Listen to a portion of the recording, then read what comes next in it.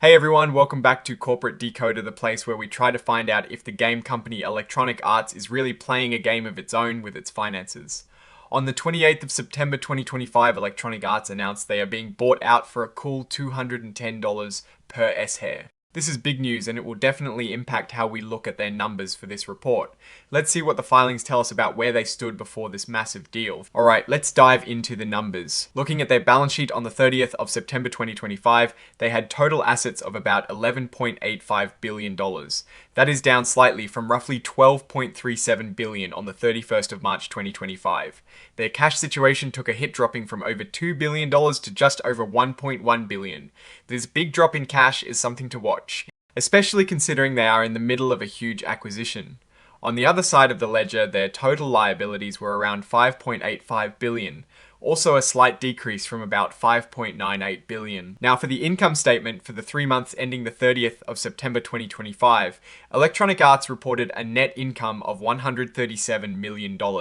That is a sharp drop from $294 million in the same period last year. And for the 6-month period ending the 30th of September 2025, net income was $338 million compared to $574 million a year prior. That is a significant decrease in profit. This directly impacts earnings per S-hair. Diluted earnings per S-hair for the 3 months dropped to $0.54 from $1.11 last year, and for the 6-month period it fell to $1.34 from $2.15. Let's look at revenue for the 3 months ended the 30th of September 2025. Total net revenue was $1.84 billion. This is down from about $2.03 billion a year ago. And year-to-date revenue for the 6 months was $3.51 billion, down from $3.69 billion last year.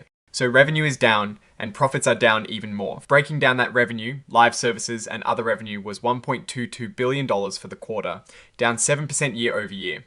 This is a huge part of their business, so even a small dip here is noticeable. Full game downloads brought in $401 million for the quarter, a 16% decrease year over year. Packaged goods were also down 10%. It seems the core game sales are struggling a bit. Interestingly, cost of revenue actually decreased slightly for the quarter by 3%. This is good because it means they are spending less to make the games, but it doesn't offset the drop in sales. Research and development expenses, however, went up. For the quarter, they were $686 million, a 6% increase year over year. This means they are investing more in future games and services. Marketing and sales also saw an increase of 12% for the quarter, reaching $304 million. This is likely due to pre-release marketing for big titles like Battlefield 6. Stock-based compensation remained flat year over year at $174 million for the quarter. This is quite a bit of money going to stock awards. Looking at cash flow from operations, it was $147 million for the 6 months ended the 30th of September 2025. This is a significant drop from $354 million in the same period last year. They collected less cash from sales and had higher personnel payments. And as we saw on the balance sheet, their cash and cash equivalents dropped significantly to $1.15 billion from over $2.1 billion. This big decrease in cash is a direct result of their financing activities, mainly stock repurchases. They have about $1.9 billion in senior notes. The fair value of these notes has decreased a bit from $1.51 billion last year to around $1.55 billion this year. Now for some forward-looking commitments. Electronic Arts has a whopping $1.34 billion in developer and licensor commitments that are not yet recognized. That is a lot of money they are on the hook for in the future. Now let's talk about the elephant in the room, the proposed merger. This acquisition by a consortium, including the Public Investment Fund and Silver Lake, is a game changer. They are paying $210 per S-hair. The deal is expected to close in early 2027, but it still needs regulatory and stockholder approval. The filing also points out that lawsuits related to this merger have been filed, which is pretty standard for these big deals, and can sometimes cause delays. This uncertainty itself can affect their business and stock price. The risk factors section highlights the intense competition in the gaming industry. They admit that a significant portion of their revenue comes from just a few popular franchises like EA Sports FC and Apex Legends.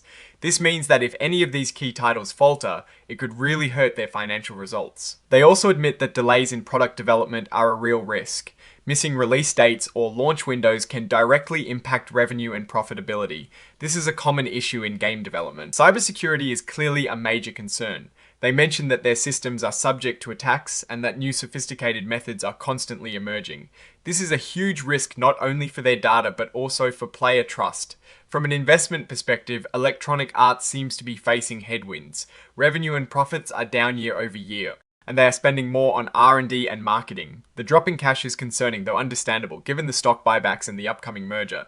The reliance on a few key franchises is a classic risk in the gaming industry. The merger itself brings both potential upside and significant risks related to approvals, integration, and potential lawsuits. Ultimately, the acquisition price of $210 per S-Hair seems to reflect a premium that the market is willing to pay for control, perhaps betting on the new owners turning things around or realizing synergies.